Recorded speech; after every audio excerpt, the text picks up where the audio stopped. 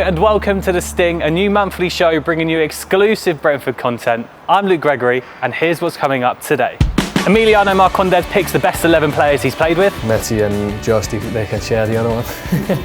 Ethan Pinnock tells us why he loves being a defender. The best thing about being a defender is winning headers. Mads Bech Sorensen goes through his pre-match routine. And we'll have pre-match at 11:30. And Aaron Presley gives us a masterclass in one-on-one finishing. So I'd try and take my touch to open up the goal. So let's start by finding out who made Emiliano's starting 11.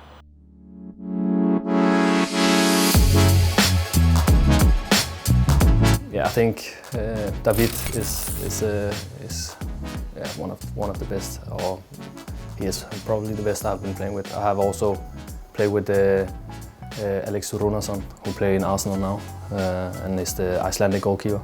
But I think David is a top goalkeeper. The best right back is Henrik. There haven't been a lot of very good right backs I have been playing with. It was a position I was a bit, should I play with a back three instead, for us I have a lot of centre backs, but Henrik is a fantastic right back and the best one I've been playing with. Two centre backs. I will name a few and then we'll come back to the best two. But I have been playing on the national team with AC and Andreas Christensen, who is playing in Chelsea and is on the national team of Denmark as well. And very clever defender. Obviously Ethan and Pontus is up there as well.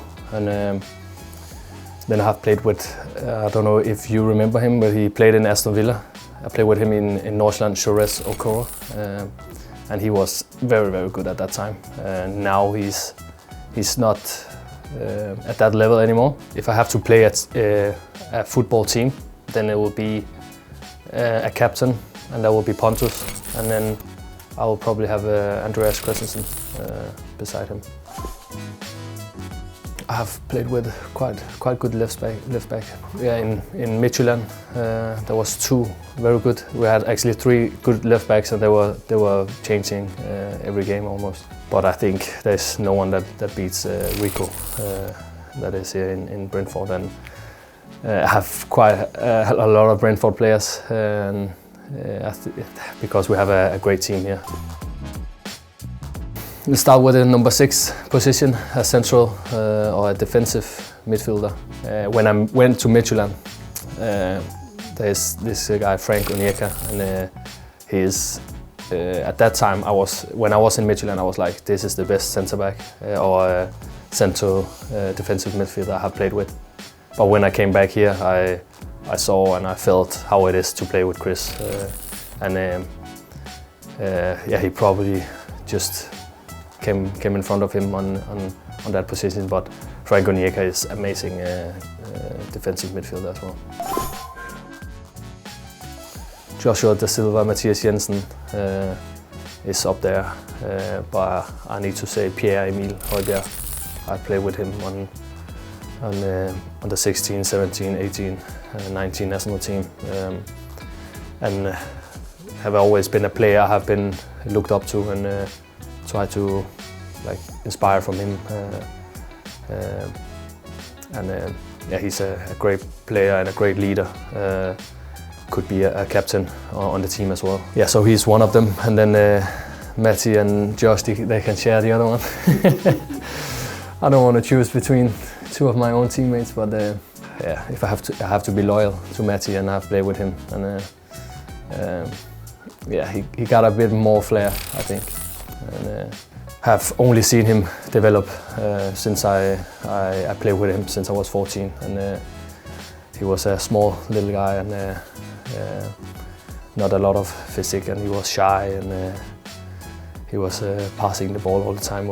He was not dribbling a lot, and now he's been growing to a player who's brave and composed on the ball, and that's fantastic to see, and I'm really happy for him and actually proud of how he is developing as a player. I think actually it was quite easy. I have played with a lot of good wingers wide attackers, but I have two that is so good, and would love to see them in the same team. The first one is Emre Mor, and the other one is Said Benrahma. A bit of the same quality or same type. Yeah, good 1v1. Probably the best 1v1 I have played with, and maybe top 10 in the world. The striker, and I think Ollie is he have to take that one. I know Ivan now is trying to compete with him in my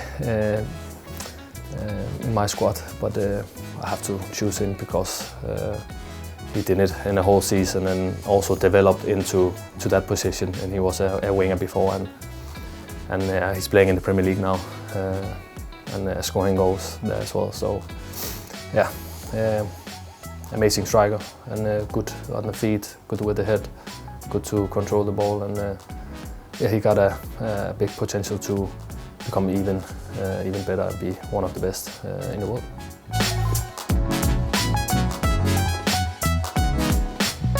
He's a great player, and who knows, maybe a future gaffer, Emiliano, with a very strong starting 11 of players he's played with, and also some really tough choices, like having to pick between his two Brentford teammates, Josh Da Silva, Matthias Jensen for that centre mid spot. I think in this situation, it's only fair he went with his best mate.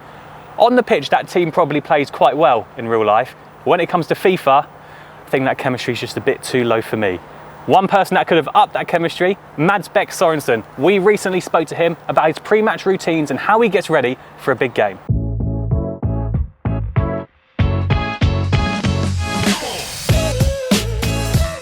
After training, I'll just go home, relax, chill, won't do that much.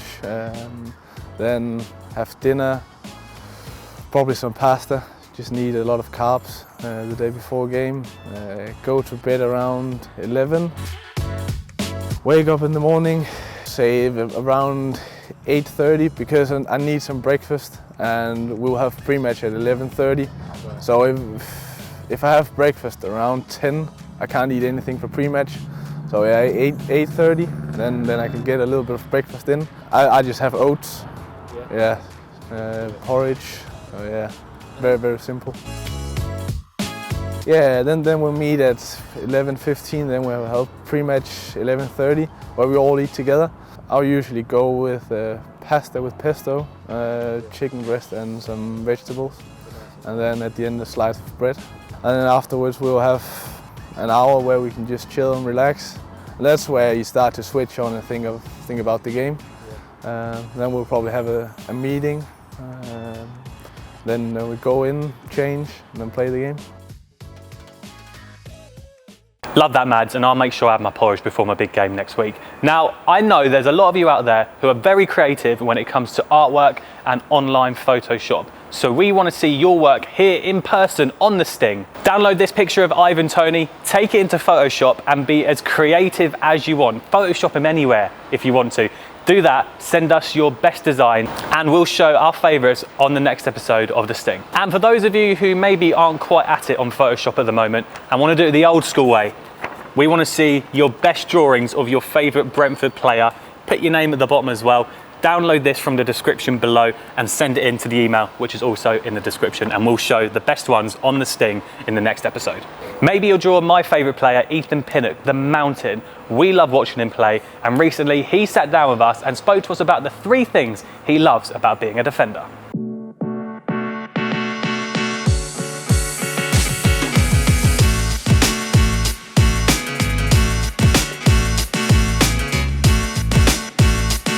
The best thing about being a defender is winning headers and getting the ball high and far up the pitch as possible.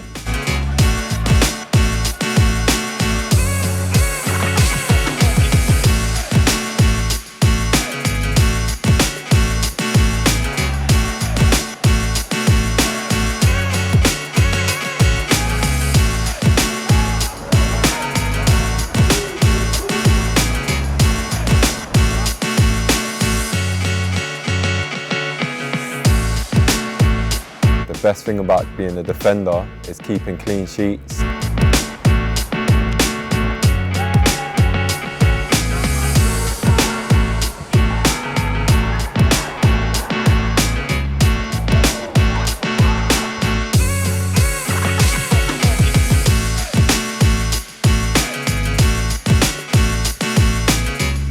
The best thing about being a defender is making a last-ditch sliding tackle just when the opponent feels they're going to score.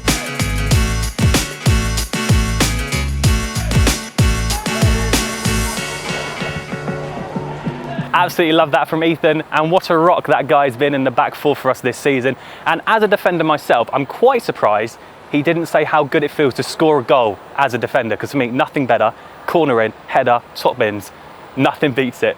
But from defence to attack, some of you might be a striker playing on a Saturday or Sunday, getting through one-on-one with just the goalkeeper to beat, because I know I haven't been in that position many times, and if I did, wouldn't know what to do. So we spoke to Aaron Presley, who made his first team debut against Rotherham, to talk us through how to finish when you're in one-on-one. Hi, I'm Aaron Presley, Brentford B striker, and today I'm going to talk you through one-on-one finishing.